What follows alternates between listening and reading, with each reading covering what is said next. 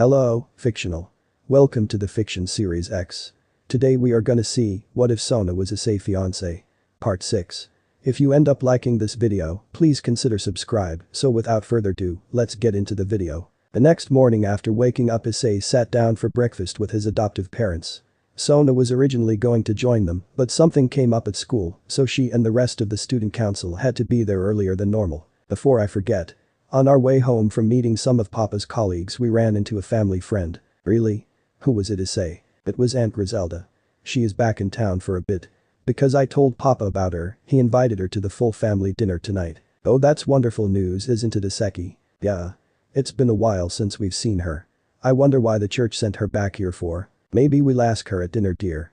Now hurry up, Issei, it's almost time for you to get going. A short while later, Issei was walking into his classroom, only to be surprised that Momo and Ria weren't there yet. Luckily his two friends from the kendo club were in class already. Oh, there you are, Issei. It's been a while since you've been free to actually talk. Yeah, sorry about that, Katas, Murayama, but I wouldn't change anything that's happened. I know you wouldn't change things with Sona, but why not change anything else? Oh, that's right, you guys haven't heard yet. Sona's older sister is a good friend and co-worker with my birth parents. They had business here in Kuo a while back and decided to visit with Sona during lunch. My birth parents saw me and instantly recognized me as their long-lost child. Would it take them this long to find you? Apparently I was only a few months old when someone who didn't like my papa decided to piss him off by kidnapping me straight out of my cradle. After getting as far away from Papa and Mama as they could, the person just left me in a cardboard box in a back alley.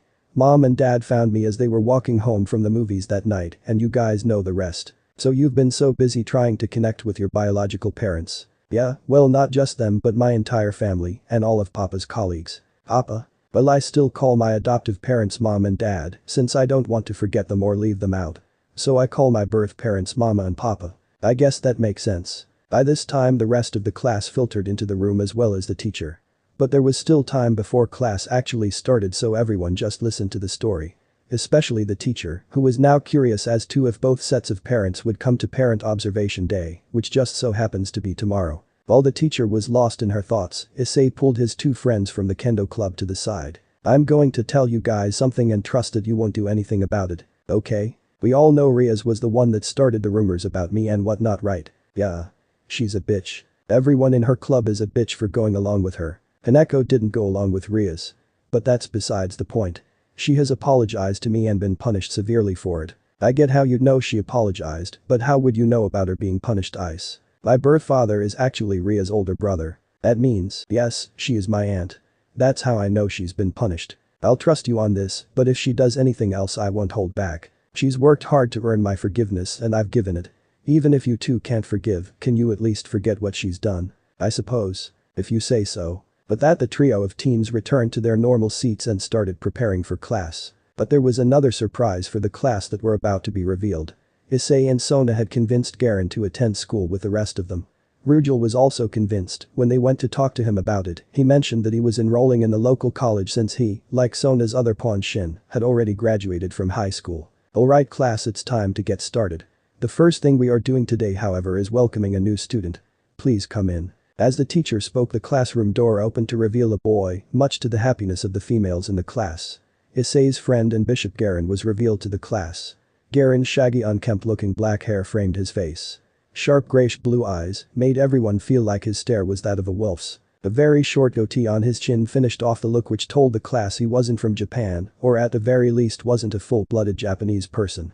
He wore the school uniform just like Issei did, with the jacket open and the white button-up shirt undone with a solid color shirt underneath. Except Issei's shirt was red for reasons unknown to those that didn't know of the supernatural, or at least those that didn't know that he was the host of Drake the Red Dragon, thus making Issei the Red Dragon Emperor. Garen's shirt was a sky blue, mostly because it was his favorite color, but also because he wanted to represent his affinity with ice in some way. Would you please introduce yourself? Hi. I'm Garen Flammel. I just moved here recently. I don't intend to hang out with anyone that I haven't already met while I familiarized myself with the town. You already know some of the people here at Kuo. I know the student council members, the occult club members and Issei there. As he spoke, Garen pointed to Issei. The two shared a look at that, Issei silently telling him that was all the class had to know. Because of his perceived arrogance by the boys of the class when he said he didn't intend to get to know anyone he was immediately disliked by them, thus making the girls of the class see him as another prince of Kuo Academy. The current princes of the school being Kiba for his gentlemanly attitude and non-perverted personality, and more recently Issei. After the kendo club started combating the rumors that had been going around school, his reputation skyrocketed amongst the girls. It only increased further when they learned that not only were Issei and the student council president Sona and Item the two were engaged, thus meaning he only had eyes for her. His fellow males in the school still didn't believe it, but they didn't fight him over it, since he had become friends with not just the perverted duo from before, but Kiba and now Garen. But since they didn't know much about Garen other than his name, his title as prince was the mysterious prince to go along with Kiba's white prince and Issei's ice rose prince. By the end of the school day the trio of boys had heard all the gossip and news they could handle and were groaning as they gathered with the rest of the devils of Kuo. What the hell is wrong with people? A lot of stuff if they could come up with that crap. I mean seriously, they all know the truth but are willingly ignoring it. That's why it wasn't worse. Issei be glad it wasn't worse, or the other boys in the school might have tried something stupid. Really, you two? Letting fangirls and their fantasies bother you? Ignore it just like you do the hatred of the other guys in the school. Shut up, Kiba. I never had to deal with this crap when I was part of Grasshopper. At this point Rujal, Shin, and Zophiel, who were all enrolled in the local college, entered the room with confused looks. Behind them was Bova, who had to use an illusion spell to hide the fact he's a dragon. Kalwerner was the only devil missing from the group, but that was normal. She and Bova were the only two in the entirety of the three peerages to not attend school. Bova because his personality made it tough to fit in, and he didn't much like the idea of holding back, so they let him get away with just using illusions to fit in with the group in non-supernatural situations. Kalwerner on the other hand, even when using illusions to change her appearance, was too old. Which she was fine with. After all, while she might not have been on the same level as Azazel or Baraquiel, she was at least just as old as the two, having been an angel alongside them. So she normally spent most of the day working on contracts with Issei's familiars Tawny and Tiamat. Because of that trio, Issei normally just sat around with Sona helping her finish paperwork while she assigned her peerage to their contracts. Boss, what the hell are you talking about? But Bova was ignored as Issei and Garen continued to shudder at the attention they had from the female student body. It wasn't until Riaz was able to stop chuckling at them that the Nun Academy students got an answer. Zophiel had to laugh at them, though she did gain a slight blush from the thoughts that she now had running in her head with a perverted grin. But that should have been expected since she, like most fallen angels, was extremely lustful. Rujal just shook his head at the younger boys, while Shin had a sympathetic look on his face, having had a similar title when he was in high school, due to how hardworking he'd been for the sake of his younger siblings. Eventually the group set about their normal actions of completing contracts while it was still light out. Since they had to act as guards for the devils during the faction meeting, they couldn't meet up at night to train like they had been before the incident with Kakabiel. Later on in the day, Issei, Kaneko, and Sona had left a little earlier than normal, since it was the full family dinner night at the HIATUS household. Since they were going to have a guest as well, Kaneko and Sona were helping Issei's adoptive mother Emiko in the kitchen when his actual parents and little brother Milikas arrived. Issei. Kaneko. Milikas called as he looked for his older siblings, wanting to give them a hug. The two made their way to his side and complied, hugging him in return. All the adults present smiled at the sight, proud of how well the three got along. Grafia gave Issei and Kaneko a quick hug as well before following the small white-haired girl into the kitchen so the girls could talk while cooking. Issei and Surzichas shared a smile as they sat down in the living room with his adoptive father Iseki, while Milikas happily talked with Issei about what he'd learned earlier in the day. It wasn't long till there was a knock at the door. Issei moved to answer it, with Surzichas following as there was a question he wanted to ask the person they were expecting. The two stepped out after seeing that it was their expected guest Griselda that had knocked. "Hi, Aunt Griselda." "Hi there, Issei." "Hello, Lord Lucifer. Please call me Surzichas." "Alright. I have something I want to ask." "Ask away, Surzichas." Iseki and Emiko aren't clueless about the supernatural world, are they? "Appa, what are you talking about?" "No, Issei, he's right. It's been decades now, but Emiko's family used to attend the church I was working out of when she was still in school. I had to rescue them from a stray devil one night and she saw. Because I was working on my own and it wasn't a specialty of mine, I couldn't erase her memory of that night. Iseki, I'm not sure of, but he knew about the supernatural when I first met him, which was back when you were small enough to be cradled in our arms." "You mean? They knew something was off about whoever it was that had left you in that alleyway, so they came to me with you. Because they wanted to raise you, they asked for my help in keeping you safe. They also asked that I would teach you about any possible powers you may have, that way you would be able to protect yourself if the need ever arose. Do you have an idea of how much they know?" "Well, they know how to use their senses to feel aura, but that's it. So they know we aren't human, but they don't know that we're devils." Unless you've told them the truth, then no, they don't know. But they have good heads on their shoulders, so they won't freak out or change their opinions of you if you do tell them. Since they know about your ties to the supernatural, would you help us explain, Griselda? It'll make it easier to bring the topic up. Of course. Now then, I can see Emiko peeking through the window at us, so I think we shouldn't keep everyone waiting. Issei and the two adults entered the house, with everyone greeting their guest Griselda. It turns out that the women had just finished setting the table when Issei and Surziches stepped out to welcome her, so everyone moved quickly to the table. It was a very good time for everyone since they got to relax. By the time everyone had finished eating, Surziches was ready to talk to Iseki and Emiko about them being supernatural beings. Surziches had a hold of his wife Graphia's hand, squeezing it to let her know to follow his lead. Issei did something similar with his fiancée Sona. So Griselda, I'm told you work for the church. Yes. It might not be very glamorous, but it is very rewarding. Speaking of the church, what are you doing back in Kuo? I thought they decided to pull their efforts back in Italy instead of struggle here in Japan. As you know, I've been working as an exorcist. I'm one of the top 5 best exorcists in the church right now, and the leaders needed an escort to a faction meeting here in town. Since I was stationed here in the past, I was a natural candidate for the job. Graphia and Sona both had their eyes open in shock, but because Issei and Surziches squeezed their hands again, only tighter this time, they didn't say anything. Really now? It must be a very important meeting. I was wondering why I felt far more supernatural presences in town lately. It's a very important meeting. The angels, fallen angels, and devils have decided to change the ceasefire into a proper peace treaty. I wonder. Do you have any part in that meeting, Surziches? I'm one of the faction leaders. Surziches? Graphia couldn't keep silent at that, wondering what he was thinking. At that point, Griselda revealed to how she first met Issei to the two unknowing devils. Both were quiet as they listened, though they were relieved when Emiko and Iseki said that knowing about them being inhuman didn't change the fact they were family. I'll admit I'm curious now. Which faction are you? Griselda is showing you respect certainly, but not enough to make me believe you're one of the seraphs. Plus I don't remember hearing about a red-haired angel. You two know how the Great War ended with the deaths of God and the original 4 Satans, right? I remember Griselda telling me something like that. I've heard it before. I'm one of the 4 that has been chosen to lead the devils as a Satan.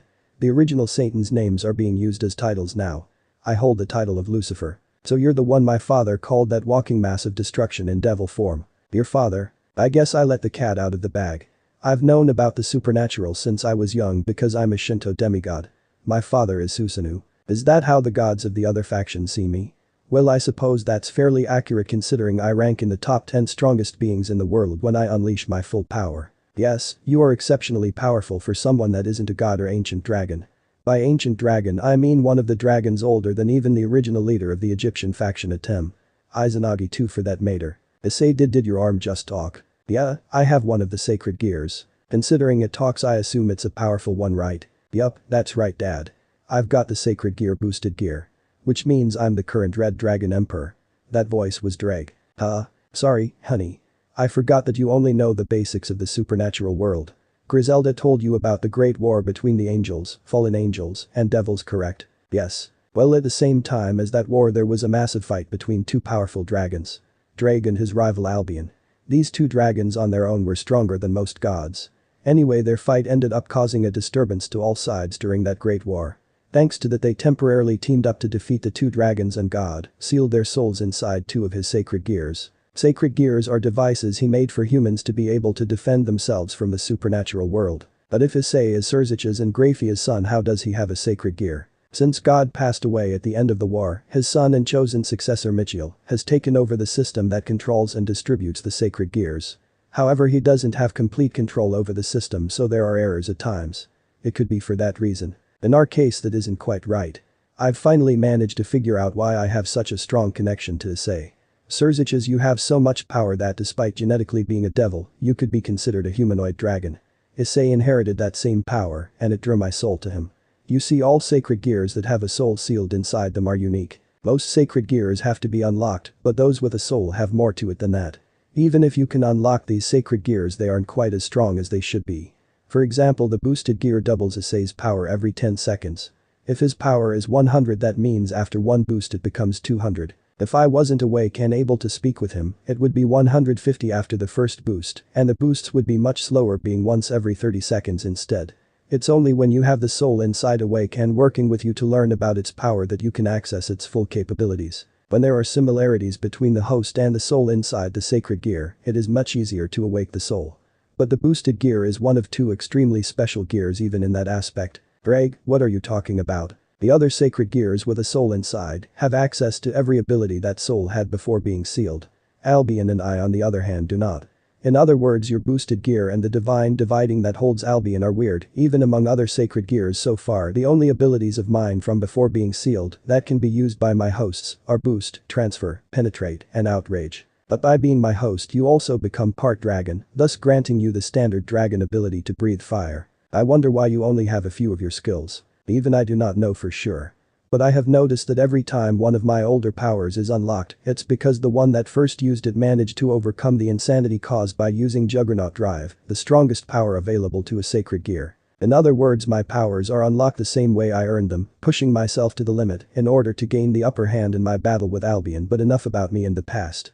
You all gathered to have a good time and relax after all. With Drake's order, everyone went silent for a moment as they gathered their thoughts. After that, everyone just started sharing stories about Issei as a way to bond. Issei enjoyed the rest of the night with his family after learning that his adoptive parents knew about the supernatural.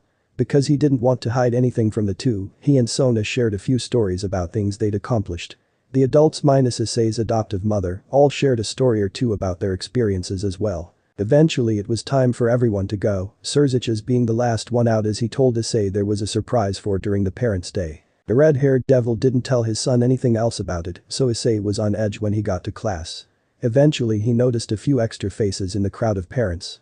Aside from both sets of his parents, he saw Garen's grandfather and Seraphol's Bishop Ibuki. Griselda was there as well, and most surprisingly was Azazel. After thinking about it for a moment, Issei realized Ibuki was present to check in on Momo and Rya, who were also in his class, probably in an attempt to make it so none of Sona's peerage were left out. Which made sense to him since Sona and Tsubaki had Seraphol, and the other two high school students in her peerage still had their own families looking out for them. On the other hand, Griselda was just lost and looking in to ask where to find the third-year classes, since she had come for Parents' Day to check in on Zenobia, who Riaz had enrolled as a third year. But he had no clue why Azazel was there. As he began to question it, the teacher noticed the man standing with the parents. "Ah, Mr. Azazel, you aren't due to actually start working as a teacher here for another few days. Why are you standing in with the parents?" "I've got two reasons. The first is so I can try and familiarize myself with the students, and the second is because my nephew is staying with me, so I decided to enroll him here. He'd be standing here with me while we wait for the paperwork to go through, but he wasn't feeling well today." "I see. Well, I guess it wouldn't hurt to introduce you to the students. Class, this is Mr. Azazel. He's being brought on as a teacher and advisor for the Occult Research Club. He'll be starting Monday, but since he's here, why don't we welcome him?" The students did exactly that before the teacher decided to move on from their current subject, which was math. She brought out molding clay and a few water-based paints and a giant stack of construction paper. "Everyone take a sheet of paper to work on, that way your desk stays clean. You can make whatever you want with the clay, or you can paint." Most of the parents got vocal over their children at that point, saying that their kid would do this or that. A few just cheered them on by saying show me what you can do, but Issei's parents all watched him with silent smiles. Because he spent a lot of time creating different kinds of art, they had no idea what he would make with the clay he grabbed. Issei though, knew exactly what he was going to do and grabbed a larger portion of clay than normal. After sitting back down, his hands went straight to work shaping the clay. Within minutes he had formed the basic shape of legs and a body. Some of the other onlooking parents were surprised at how fast he was creating his sculpture. It was like watching a video in fast forward. 10 minutes into shaping the clay, he had a quadrupedal body, 4 thick and strong legs, a long serpentine tail with a spear-shaped tip, and a neck. He was currently just shaping the head, intending to get the shape set before moving on to the wings and then working on the details. While Issei was busy sculpting, Garen had decided to paint. The hand holding the brush started hovering just below the middle of the paper, but off to the side so that he wasn't near the center. Quick yet smooth brush strokes brought the basic shape of a hut. The details of said hut became more and more apparent as the boy worked, the colors chosen and the shading done, bringing the old stone hut to life. Moving over to a sink, Garen rinsed his brush off before coming back to his seat and getting back to work.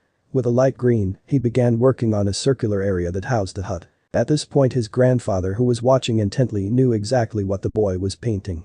While the man was old, he was far older than his fellow humans due to magic.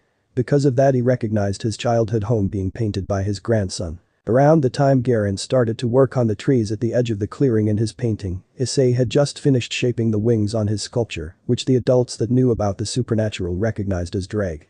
Though only Azazel was able to truly recognize it, the others only guessing that the dragon Issei was working was Dreg. Meanwhile in the third-year classes, Griselda had finally found Zenovia's class and was watching over her, Ria's, Akeno, and Sona alongside Serafol, and Ria's father Zeodicus. Zeodicus and Griselda chatted amiably while trying to restrain Serafol, who at that point was gushing over her little sister. The third years had also been given art supplies to work with. Zenovia had grabbed the clay and was making a model of a holy sword, one that she hadn't even told her devil master Riaz that she could use.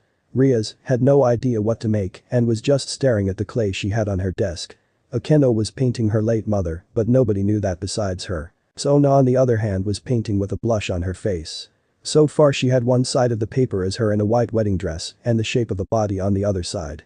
For those in the know about her and Issei being together, which was everyone but the parents and teacher in the room, it was really cute and slightly funny. The funny aspect of it being the fact that their stoic student council president was embarrassed. Eventually lunchtime came and the teens gathered on the roof to enjoy the nice day.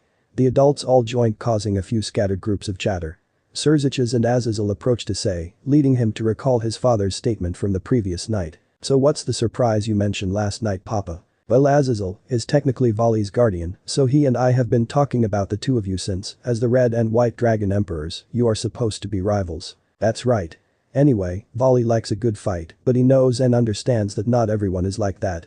We're hoping that you could talk to him and shift the focus of your rivalry towards something less lethal than fighting. If it were possible I'd ask you to try and end the rivalry, but Vali is competitive, so I doubt you would be able to do that. Considering I don't particularly enjoy fighting, I'd be perfectly fine with that. But I don't think it's me you're trying to convince. You want Albion and I to be civil towards each other. I can't truly say I'm against the thought since it's been so long I've forgotten why we were fighting in the first place.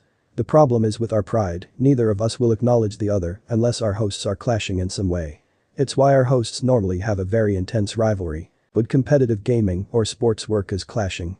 It's a safer form of competition, but you can still trash talk each other. Before Drake could give his opinion on the question asked by Serziches, Azazel had a communication circle appear next to his ear. As it faded, Azazel just gave Issei and Serziches a location and said to meet them later as he was just reminded of something else he needed to do. Walking towards Ria's queen Akeno, Azazel pulled her away from the large group for a moment. I don't know or really care if you trust me right now, but I'm going to speak and I both need and want you to listen very carefully. Not sure how to take it and knowing that Azazel could easily prevent her from getting away, she chose to sit and listen to the man. I know you are the daughter of my dear friend and comrade Barakwil. I also know that he asked Riaz to talk to you about letting him apologize to you for not being there. Please don't blow him off. I understand you don't want to see him, but it's my fault that it happened. He didn't leave because he wanted to, he left because I had a job for him. If you're going to be angry about it, direct that anger towards me and let your father try and make up for it. Why? Why now after all this time? That is a question for him to answer. Bring him here.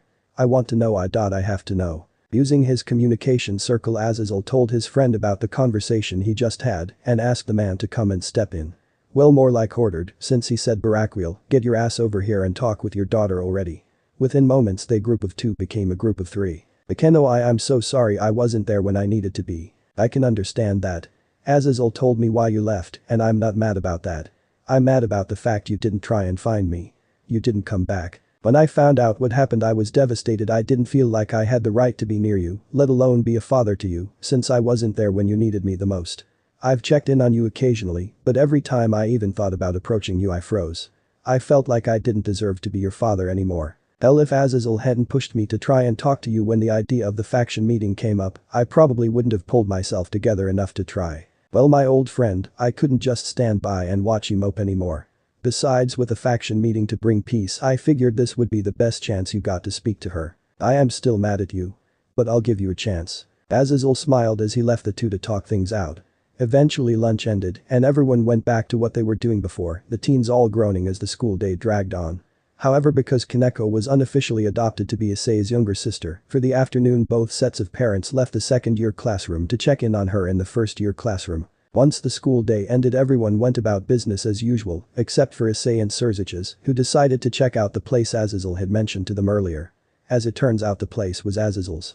Since the fallen angel had decided to stay in Kuo once the peace treaty was formalized, he bought the place for him and Vali to live in. Mostly because he still needed to keep an eye on Vali, who decided that he wanted to stay in Kuo. Oh hey there Serziches, Issei. Welcome to my new home. It's a nice place. Yeah. Besides, I think you like it here in Kuo. But the greetings out of the way, Azazel lead them to the living room where Vali was currently waiting. Issei walked right on and sat down beside the silver-haired boy while the two adults watched from a distance. They knew that it would be up to the boys to get the two heavenly dragons to be civil and stop fighting while their current hosts were alive. Vali was sitting on the couch, his right arm resting on the side and his left leg crossed over his right. He turned his head towards Issei when the brown-haired boy sat down. "What's up, Red? Please don't call me that. Especially since I'd rather not have anything to do with Drake and Albion's fight. I know. I've heard a lot about how different you are compared to his past hosts. I'd like to say I'm different from Albion's previous hosts, but I do like to fight. I don't. That's not to say I won't fight to protect others and maintain peace. I just don't think fighting should be for fun. There's nothing wrong with that. Hell, it's probably a good thing you feel that way. We'd probably already be fighting if that weren't the case. True. Honestly though, I don't think it's a bad idea to have a rival. Just not one that I'm supposed to actually fight with. I'd rather compete with you. Competition brings out improvement in most cases. Rivals are fueled by the desire to be better than each other and constantly improve and grow more capable. It's not a bad idea. But what would we compete in? Well, I'm not much of a sports person, so that's off the table. Art isn't really something you could compete in either. There are competitions in music, but I'm not much of a musician. All that really leaves us would be games. Games would be a god choice. After all, if we were to pick a fighting game like, say, Super Smash Bros., we could still trash talk each other. Works for me. But why stop there? Why not have multiple games that we are rivals in? Sure. After a moment they stood up and Vali led Issei to the game room that Azazel had set up. Even though they agreed to play multiple games, the two started with Super Smash Bros. Since it was the only game to be mentioned by name. Meanwhile, Surziches and Azazel both breathed a sigh of relief, happy that they wouldn't have to hold the two down and prevent them from fighting. I've got to hand it to them, those two have good heads on their shoulders. You've got that right, Azazel. Actually, I wouldn't be surprised if they eventually got Drake and Albion to reconcile. The last night of the faction meeting had come. As things had been the past few nights they had met, the majority of the guards were outside of the room, with only a handful inside the room. Issei, Riaz, and Sona were the guards for the devils that got to stay in the room. Vali and Tobio were there for the fallen angels. And the angels had brought Arena, Griselda, and Dulio inside the room. Together the 8 of them constituted the most trusted members of the security force, though that trust was also granted to the people under their command, whether it be as their peerage or, in Vali's case, the group of friends that he trusted. Thanks to prolonging the peace talks to draft a treaty that would please all 3 sides, the leaders of each faction had time to talk about those that they knew would oppose the new peace. Surziches and Serafal told the others that there was a faction of devils that refused to follow them and instead followed the descendants of the 4 original devils whose names were now used as titles for the leaders of the devil faction. Continuing on to state that this group, which was called the Old Devils faction, would certainly take insult to a peace treaty. The finalized treaty that they had gathered to sign and bring into effect officially had pleased them all. On top of all the normal aspects of a peace treaty, there were a few bonuses. Ajuka would help Heaven with creating their own version of the evil pieces system. Azazel would share his research results with everyone. Michiel and Gabriel would work on diffusing the holy energy inside some of the weapons that the church had in order to be offered as gifts. Just as everything was finalized, there was a massive tremor that shook the building. Everyone rushed to the windows inside the room to peek out. There were a few columns of smoke that could be seen rising from a few craters in the ground. As they looked on, they were surprised to watch the protective barrier that had been set up. Since it was under attack, the barrier was glowing, but that glow was fading fast as the barrier lost power. Seconds after they noticed that, the barrier shattered. The moment it shattered, screams and crying could be heard. On top of the powerful people that had been brought, each of the faction leaders had to bring a small army for protective reasons in case the meeting was attacked or one of the other factions tried to use it as a trap. The screams and cries that were piercing the air came from those armies. A large amount of devils had suddenly appeared and were attacking anyone and everyone in sight. I find myself surprised. I didn't think any of the old devil faction would have the guts to attack a meeting when there was no possible chance they could do anything. Surziches spoke calmly as he turned and prepared to give out orders to the devils. Following his lead, Michiel drew himself away from the window and prepared to give his exorcists the command to fight. Azazel, however, just chuckled. No offense, Surziches, but considering the ferocity they're attacking with, I think you might be wrong. Well, if it weren't for the fact they seem to severely underestimate the power we have under our command. With an eyebrow raised, Surziches turned to the fallen angel. Are you agreeing with me or disagreeing? Both. Vali, I bet you've been pretty bored with this meeting, why don't you go entertain yourself? With pleasure. As he spoke, a feral grin came across Vali's face. Opening the window, he stood next to Vali, jumped out. Falling to the ground, Volley quickly activated his divine dividing. Since he wanted to show off a bit, he just activated the base form. Dashing into the chaos, Volley became a blur. I'm going to join him. Just leave it to us, alright? Are you sure you want to do that, Issei? I mean, more fighters means this battle will end quicker, but just the two of you? Of course I am Sona. Besides, I'm hoping we can use this to try and get Drag and Albion to reconcile at least a little bit. But still, Sonia. I'll be fine. Trust me. So let the Red and White Dragon Emperors handle it. If you're up to it then certainly, but if it seems to be too much I'll send someone to help out. Mitchell cut in. If you think you two can handle it. But if something happens we will step in. Serziches gave his consent with a small proud smile and a wink to Sona as a way to remind her that Issei is pretty powerful. Thanks Papa. Volley and I will have this dealt with shortly then. Following Volley's lead, Issei hopped out the window. Except instead of using his boosted gear he calmly snapped. His devilish magic flared out from him and coalesced into a set of stairs made from ice. Grinning as he joined the fight, Issei advanced on the peons that had been brought to fight and wear down the defenders. Raising both hands in front of him, Issei held his left hand closed in a fist, while his right hand was placed on top of it flatly, with only his palm touching the other hand. Rotating his hands to the right, he flared his magic just a bit. This is a new spell I've been waiting to try out. Let's see how you all like the cold. Frigid blade. As he spoke, Issei pulled his left hand away from his right in a horizontal slash. A wave of icy cold energy arced out. The energy was cold enough that permafrost covered the ground underneath it as it raced outwards. Once the permafrost had covered the ground underneath an enemy, it would climb up their body and slowly compress itself as layer after layer built on top of itself, encasing them in a cocoon of frost. Smirking, Issei thought to himself, damn, that's cool. It might not be a flash freeze like my Arctic Wastellan spell, but it's still pretty fast acting. Floating a short distance away, Volley whistled. You might not like fighting, but you're certainly capable. Of course my host is. Especially since he is both protecting his mate and showing off for her. You say the Drag, yet he's not even using your power. It just means he doesn't have to rely on Drag all the time, Albion. As they bantered, several of the enemy devils were confused. The Red and White Dragon Emperors were working together instead of fighting. Even the dragons they were host to didn't seem to have much animosity for each other. Of course that was only to be expected for those that didn't know that over the past few days the factions had been meeting, the two teams had become friendly rivals through games. Or that thanks to the new form of rivalry, Drag and Albion were at least being civil with each other. Hey Volley. How about we make a bet? Most enemies beaten. Or who can get the last one? Both. 1 point for all of them until the last guy, let's say the last one standing, is worth 5 points. Deal. Hope you're ready to lose. As he spoke, Volley gathered his power. With a bloodthirsty grin, Volley activated his balance breaker state, a loud call of vanishing dragon balance breaker. Scale mail echoing out from the wings that were divine dividing as he did. Well partner, if we want to win this bet you're going to need the boosted gear. True, since he wants to put on a show, let's oblige him. Following Volley's lead, Issei activated his boosted gear and then collected his power to activate balance breaker. Similar to Volley's activation, a voice echoed out from the boosted gear, Welsh Dragon Balance Breaker. Scale mail. As he did this, there were several gasps from the people that were watching the fight. Even his peerage and close friends had no idea that he had achieved balance breaker as well. Since when has Issei had balance breaker? You tell me. Wait, you don't know either? As the group still inside the meeting room tried to find out who knew about it, Azazel and Serziches chuckled.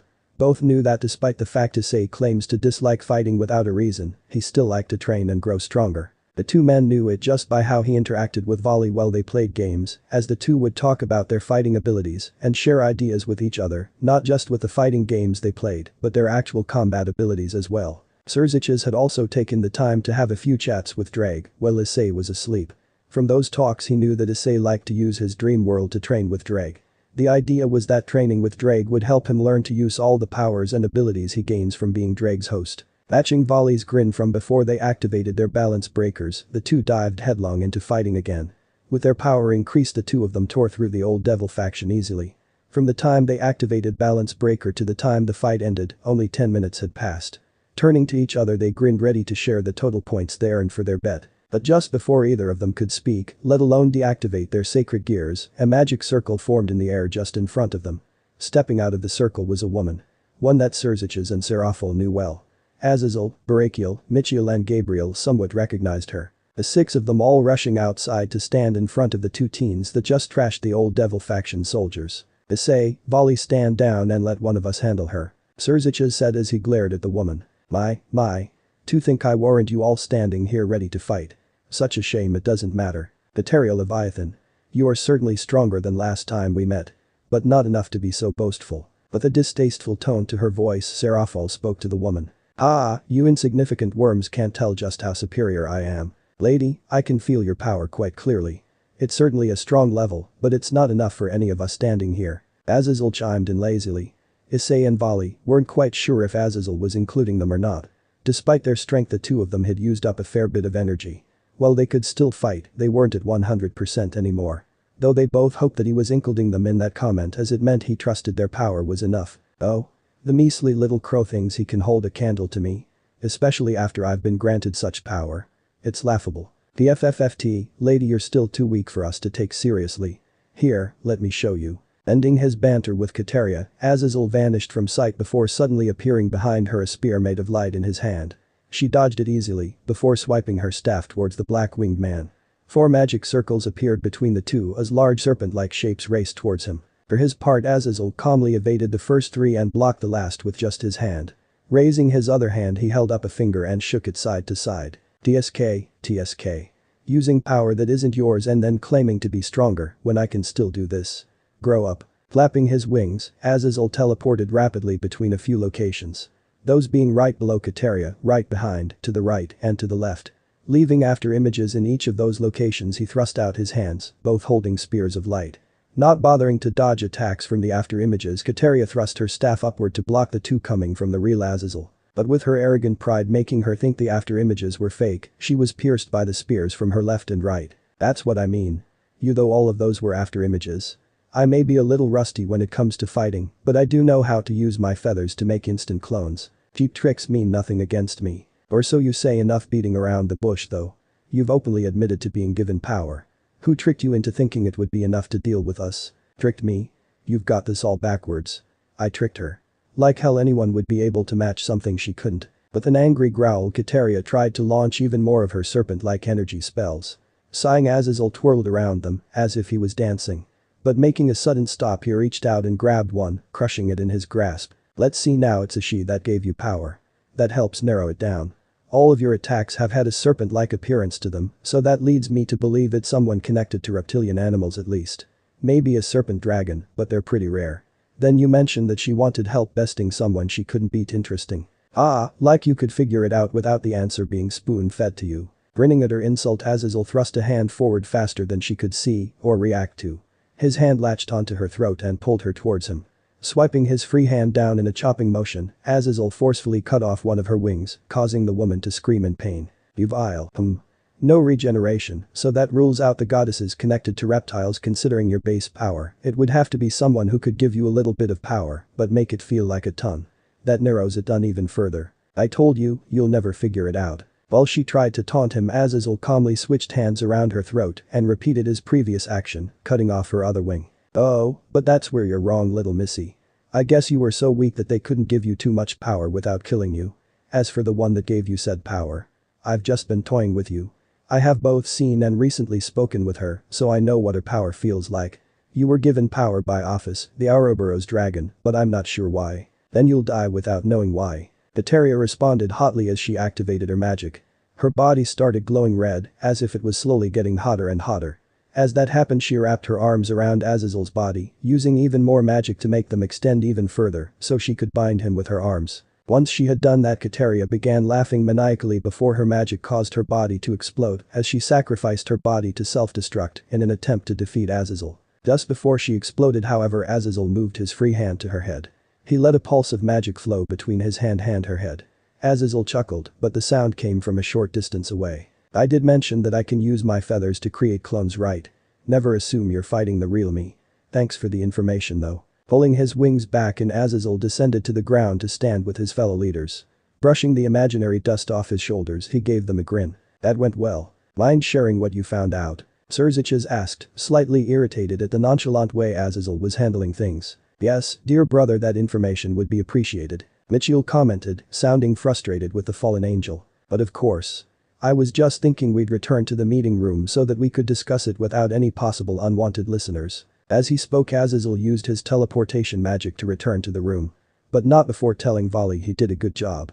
The other leaders followed him back, though Serziches was the last one to move. Issei, you and Vali did a great job. I appreciate it. No problem. Yeah papa, Volley's right. It wasn't a problem. Still it's good to see you two working together. But that they returned to the room as well. After making sure that everyone was ready to hear the news he had stolen from Kateria with his mental magic, as Azazel explained. The Ouroboros dragon, also known as Office, had apparently gathered people that wanted power. She had promised them power to do whatever they wanted in return for their support in defeating Great Red. But Kateria, and probably the majority of the people that had been gathered, were just using Office for her power and had no intention of fighting Great Red.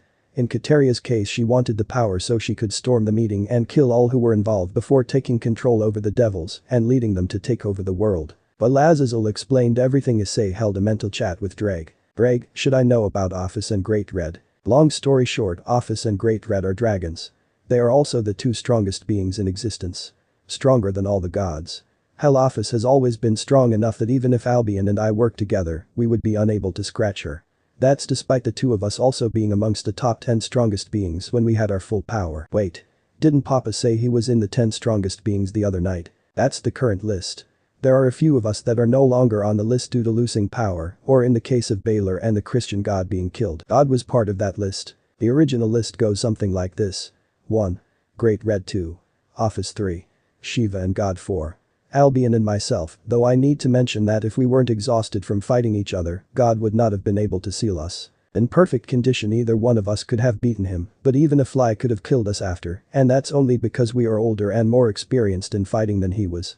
Anyway. 5. Indra, Brahma, and Vishnu. 6. Baylor. 7. La. 8. Hades. 9. Thor and 10. As a 10 Ra. But that's 14 different beings, not 10. Though I guess it's hard to assign ranks when there were so many that were equal in power. Do you have an idea of what the current list is like? Well.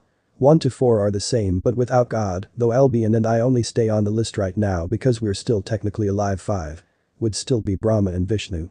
6. La and Indra, who has weakened for some reason. 7. Is actually your father. He's pretty powerful. 8. Hades and Ajuka. According to your father, Ajuka is also considered to be in the top 10. Anyway, Thor stays at number 9. And number 10. Fenrir. Is this based off educated guesses? Yes and no. I actually know your father is stronger than Thor and Hades at least. He tells me they are still in the top 10 and that Ajuka is also in the top 10 now. Which, based on the power I felt from him, I would be comfortable saying he's stronger than Thor at least. The 10 hasn't been active in a very long time, and supposedly Loki's kid Fenrir is stronger than him, but not as strong as Thor, so I placed him accordingly. Appa told you about this. When? Well, the other day when you were napping, he woke me up to have a chat. I asked about all this. Mainly because he and I are certain that one day you will rank in the top 10 as well. I've got a lot of work to do if I want to meet that expectation. As their conversation came to an end, there was a hand waving in front of Issei's face. Sona was trying to get his attention. Yes. Finally. You zoned out a while ago. I've been trying to get your attention for the last few minutes. The meeting is over. Everyone has returned home but us. Lord Lucifer went back to the underworld since you were preoccupied. She huffed, the tone telling him that she wasn't happy and that there was something she wanted to talk about. Sorry, I had asked Drake for more information about Office and Great Red. Issei, I swear you better not be thinking about fighting either one of them, or so help me. No. No, of course not. I had never heard of them before, so I asked Drake about them rather than interrupt the meeting. Good. Because I still have to yell at you for earlier. As she spoke this time, her voice rose in volume. Wincing, Issei recalled a bit of advice from his grandfather about wives wanting obedient husbands. He bowed his head. I'm sorry, dear. I know you've gotten to be pretty tough, but that doesn't mean you can take on everything. I know, Sona, I know that, but I heard the guard screaming in pain and crying for help, and I couldn't stand by. Then I took a moment to think, and I realized that Vali and the faction leaders are the only people that would have been able to shrug off the effects of my wide area attacks. Rather than risk you guys, or one of the faction leaders get hurt, I decided to limit the amount of allies on the field. Still, do you know how worried I was? Of course I do. But like I said before I started fighting. Trust me. With Drake's help I can sense a person's power and compare it to my own. I knew that Vali and I would be more than enough to deal with the situation. Just think about how I feel when you do that next time. Sona, unless I'm fighting to protect someone, you will never have to worry about me going into a fight that would actually get me hurt. Now let's go home.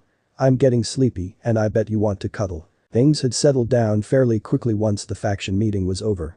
About a week and a half after the meeting was over, Michiel had diffused the holy energy from several swords. In order to represent the balance of power and respect between the three factions, he gifted a pair of swords to the fallen angels and the devils. He had gifted the fallen angels with a sword Elondite, whereas its twin blade Ragnell was gifted to the devils. But what surprised the teenage devils the most was after he had turned Ragnell over to Xerxes, Michiel had spun in place to face Issei and bowed low, while presenting him with a sword as well. His reasoning was as a wedding gift to Issei and Sona. The sword that he gave Issei was the legendary blade Ascalon, also known as the sword used by St. George to slay a dragon. Though what none of the teens knew was that Xerxes, Michiel, and Azazel had all agreed to try and limit the amount of weapons with the ability to slay dragons, or at the very least make sure they couldn't be used against the two dragon emperors. Mostly because Azazel and Xerxes wanted to limit the amount of things with the potential to easily destroy Issei and Vali before they could reach their prime. After all, as hosts to Drake and Albion, the two were part dragon. Other than that, things had returned to normal and carried on until it came time for summer break. Once they had been released from school, the teenage devils met up to discuss their summer plans. Issei was the one to kick the conversation off. "Well, what are we doing this summer?" "Oh, I completely forgot you didn't know, Issei. There is a special meeting we have to attend. It's called the Youth Devils Meeting." But Xerxes allowing Azazel to sit in with him and the other Satans as they preside over the meeting, "I'd say it's more than a special meeting. Plus he wants to announce the return of his son and your engagement, so it may be a pretty embarrassing meeting." Sona and Riaz replied. But because it wasn't really enough for Issei to get a full picture, he asked another question. "So how's this going down?" "Basically all the high-class devils our age that have their own peerage will gather. We bring our peerages with us, spend a bit of time chatting with the others, sit down for a special dinner, then Lord Lucifer will give a speech. Afterwards we peerage kings are supposed to stand up and announce our dreams in turn." But Sona's itinerary-like explanation of the meeting, Issei was more than able to figure out what kind of meeting it was. Basically all of the high-class devils that were on the cusp of adulthood would be gathered and given a special feast as part of the passage into becoming an adult in devil society. That makes sense. This meeting sounds like it's the devil equivalent of a graduation ceremony. But what about announcing our dreams? What do you mean by that? We just share our dreams with them. Like Sona's dream to build a school for raiding games. No, I got that. I was meaning more along the lines of what about those that don't have any grand dreams like that? I certainly don't. All I care about is getting to spend my life with Sona." As he finished speaking, Sona leaned onto his shoulder from her chair, but not before giving him a peck on the cheek. Riaz just shrugged at his question, not really sure what to tell him about not having some big and grandiose dream. Sona didn't have a suggestion either, so he resolved himself to think about it over the next few days. "Okay, so I guess the next question is where should my peerage and I go? We could stay with Sona and her peerage since we're engaged, or we could go with Riaz since I'm also part of the Gremory house. That's up to you, Ice." Sona replied with a smile before she glanced at the clock. Thanks to it being summer break, they had more time to do contracts, so the trio of peerage kings hadn't gotten a chance to get together like this until now. But it was a holiday, and Issei had asked her if she wanted to go on a date to the festival, which she needed to leave soon to get ready for. Issei for his part noticed her checking the clock and had the same idea. Wrapping their meeting up, the two returned to his home where they got ready. Though once he grabbed his clothes from his closet, Sona pushed him out of the room so she could surprise him with her outfit. As he waited for his date, Issei took the chance to check in with his slime familiar Tawny. He would have done the same with Tiamat, but Sona had asked the Chaos Karma Dragon to help her. "Sorry, I haven't really had time to check in with you and Tiamat. I owe you two a lot since you manage a lot of contracts for me. Not to mention the secret training Tiamat's been helping me with." Issei spoke to his green-haired familiar, though the last bit was mumbled, so she didn't quite hear it. "Think nothing of it. I mean, despite the fact I still want to make you mine, I do owe you for giving me the chance to leave the familiar forest. I don't know about Tiamat, but I think she enjoys it here too. Still. I pile a lot of work on you so my peerage and I can still be normal to the public eye." Meanwhile with Sona, since Sona didn't trust Tawny to help her without annoying her with the green slime's attempts to try and steal Issei from her, Sona had asked Tiamat to help her get ready for her date with Issei. "Thank you for helping, Tiamat. It's no problem, Citri. You are my master's fiance and someone I am not nearly instantly annoyed by." The blue-haired dragon in human form responded, the last part of her statement being a jab at her fellow familiar. "Please call me Sona. I'd rather not be called by Citri alone. Especially since I'm not going to be the head of family since I'm marrying Issei. But I wasn't thanking you just for helping me, I was thanking you for all the help you and Tawny are with Issei's contract work. Well, you two have been doing all that he's been able to live the way he wants to. You still don't need to thank me, watching his power grow has been enjoyable. He's also been able to help me reconnect with Drake, who is one of my oldest friends. So don't think of this as me serving him. Think of it as a give and take. Besides, you all have grown on me. Even Tawny, but don't tell her I said that." As she spoke, Tiamat finished brushing Sona's hair. Gently pulling it up, Tiamat twisted the young devil's hair into a bun. To hold the bun in the shape she wanted, the Chaos Karma Dragon used a silver hair stick. The end had an intricate red flower-shaped tip. Tiamat didn't say anything else as they continued with getting Sona ready for her date. Since it was Tiamat and she was normally very quiet, Sona let the silence sit and just enjoyed her time with the dragon. Now that her hair was out of the way, Sona slipped her arms into the sleeves and draped her specially made yukata over her shoulders. Tucking it in around herself, she waited for Tiamat to adjust the length so that it was at her ankles rather than touching the floor. As Tiamat finished that, Sona tied it in place and then turned. Taking the silver obi she had set aside to wear with her yukata and wrapping it around her waist, she held it out for Tiamat to take it. She patiently waited while Tiamat tied it for her. A moment later it was done and Tiamat motioned for Sona to do a slow spin so she could check their handiwork. Sona's yukata was a beautiful and shimmering icy blue with a nice silver trim. But the sleeves housed a pattern. That design was a long twisting and curling emerald green flower stem that connected crimson flowers together. Giving the girl a low whistle, Tiamat smirked, feeling proud of her work. Sona took that as a passing grade on her appearance and wandered over to her Jetta shoes. But Issei, after he finished thanking Tawny for her hard work, Issei beelined for the bathroom so he could get dressed in private. Since it was summer he wanted to stick with something light and casual, but because it was a date he did want to go with a slightly more fancy look.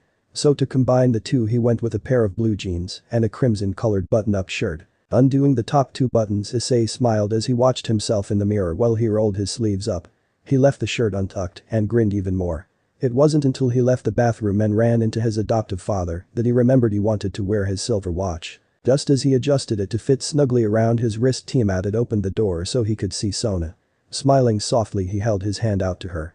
As she took it he spoke, his words causing the glasses-wearing girl to blush. "No matter what you wear you look fantastic, but this takes my breath away." Tiamat rolled her eyes at the corny line, though she did have to give him credit as her master gave an honest and sincere opinion of his fiance's appearance.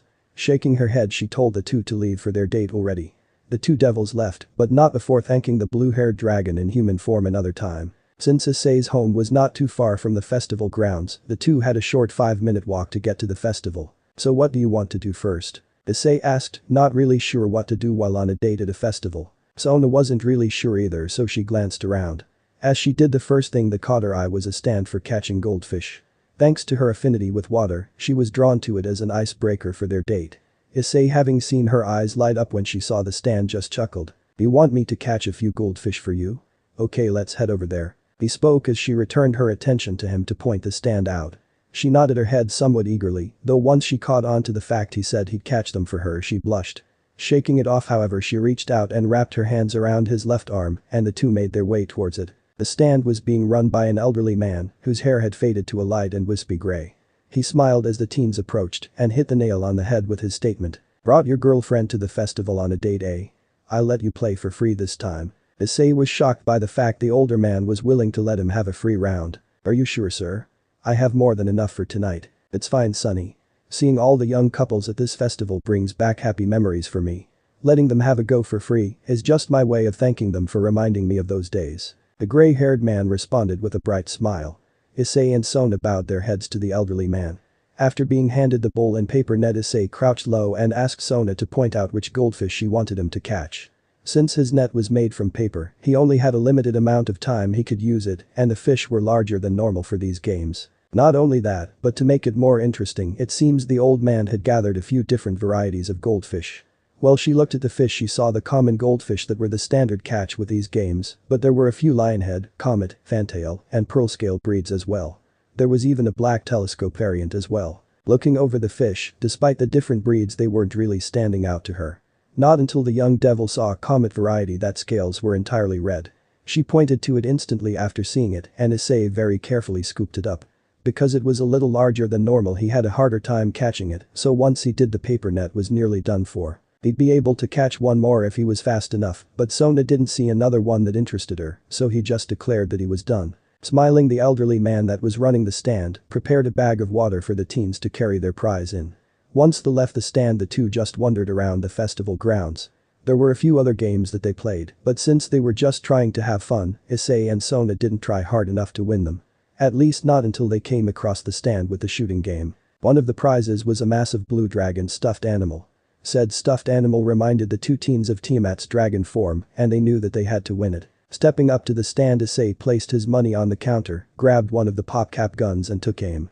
According to the man running the stand, Issei had to hit 10 targets and not just knock them down, but to hit them dead center as well if he wanted to win the dragon's stuffed animal. The reason the extra challenge was tacked on was that the dragon was the grand prize from the stand. Taking a calming breath, Issei lined up his first shot. Letting his instincts guide him, he fired and quickly adjusted his aim to the next target, fired and continued through all 10 targets. The moment he finished, the guy running the stand checked the bull's eyes on the targets, only to be shocked that Issei had pulled the challenge off on the first try. But the man handed the grand prize over to Issei, who turned to Sona with a massive grin, one that was echoed on her face. After that, the two devils had decided they'd had enough of walking around and returned to Issei's home to drop off their prizes. Adding the goldfish to the aquarium that Sona kept in their room, they searched for Tiamat. Cheekily smiling as they handed the dragon's stuffed animal to Tiamat, the teens returned to the festival ground in order to find a spot to watch the fireworks that were going to be set off at the end of the night. It didn't take long, they found a nice hill with a gentle slope that they could lean back and lay down on. Which they did, though as the night started to cool down, Sona rolled over onto Issei's arm and snuggled into his chest. "Thanks for tonight, Issei. I had fun." "So did I. But I always have a good time when I'm with you." Sona blushed at his words for the umpteenth time that night. But she was still able to respond. "I feel the same way." Turning his head, Issei moved to kiss his fiance, just in time for the fireworks to start. But neither one minded missing the first moment of the show, both caught up in each other. The next day, Issei and Sona had drifted home after the fireworks were over and collapsed into bed. But rather than fall asleep right away, Issei lay in bed as he held Sona close and thought about where he and his peerage were going to be while in the underworld. The deciding factor was the fact that as he lay there, he remembered a promise to his little brother Milikas to spend more time with him. When it came time to wake up and get ready, Issei spoke with Sona about it, though he did promise her that he would spend time with her as well, especially given the fact he didn't think he'd take being separated from her for very long very well. "That's fine, Ice, it might even make it easier for you to figure out a dream to share with the other devils our age," Sona commented in reply to his statement about heading to the Gremory clan's territory with Rias instead of the Citri clan's territory with her. As she spoke, the female devil moved to the bathroom to get ready for the day. Issei, having woken up first, was just getting dressed when she awoke. "What do you mean by that, Sona?" Issei quipped, raising his voice a little so he could still be heard clearly through the now closed bathroom door. "Well, my parents aren't the most reliable sort when it comes to helping decide what you want to do. But Lord Gremory and his wife, they should be able to help you figure it out." "I guess that makes sense. Anyway, my peerage is ready, so we'll head out now. I'll see you after a bit," Issei replied as he moved to the nightstand by his bed and grabbed his cell phone. Ever since it was revealed that he was a devil to his adoptive parents, he'd been given more leeway with being away from home, but he still had to keep in contact with them. Because it was still early for them to be up, he figured the better idea would be to take his phone and let them call him when they wanted updates. Sighing, Issei left his bedroom and moved to the living room with his peerage and his familiars. As they finished gathering, Issei activated his magic to teleport them to the Occult Research Club's club room to join Rias and her peerage. "Good morning, Issei, Kaneko, Zophiel, Kalwerner, Bova, Garen. Oh, and you Tawny and Tiamat," Rias greeted cheerfully. Everyone else followed suit before the red-headed devil corralled everyone's attention. She explained that rather than just teleport in like normal, it had been arranged for them to take a train to the Gremory territory. Something she and Issei both privately thought was a way to show Issei more of the territory than just the Gremory mansion. How they were sure Issei would travel with Rias instead of Sona, neither teen was sure of. Luckily for the teens, with such a large group it was easy to stay distracted and time flew by. As the only person from Issei's peerage to have been to the Gremory territory, Kaneko was the only one that didn't gasp in awe of the mansion when they arrived. "Geez, this place is even larger than Dad when he uses his full-sized form. I can't find the words. Even Master Mephisto's home pales in comparison." Bova, Zophiel, and Garen spoke after recovering. Though Bova whistled before his comment was made. Rias took pride at their reactions, mostly because after teaming up with Issei and Sona for so many things, she was not only forgiven, but outside of her joint control over Kuo being taken away, all of her other punishments had been lifted, and it was back to being certain that she was the next head of the Gremory clan. Ushering everyone inside, Rias, Issei, and Kaneko were all tackled by a short red-haired boy who was happy to see them. "Auntie Rias. Big bro, big sis." They all chuckled at his excitement and the confusion of Zophiel, Kalwerner, and Garen about the identity of the small boy. Bova already knew about Milikas since he was a devil before being part of Issei's peerage. Issei went to explain things, but before he got a word out, a figure was spotted out of corner of his eye and he raced over to the person for a hug. "Mama." Shaking her head at Issei's antics, Riaz took over telling his peerage the details about Milikas and Grafia. But the commotion wasn't over, as Issei's shout for Grafia drew the attention of Xiaudicus and his wife Enelana, who greeted their daughter and grandson happily. "It's good to see you again, Issei. Oh, but before I forget, your father is busy with work right now, so he'll be home later. He does have something to talk to you about when he gets home though." End of the part 6. So how was this story? I hope you like it. And if you like it, share this story with your friends and like the video too. And don't forget to subscribe our channel for daily awesome fanfiction. Okay, it's time for me to go. Bye bye.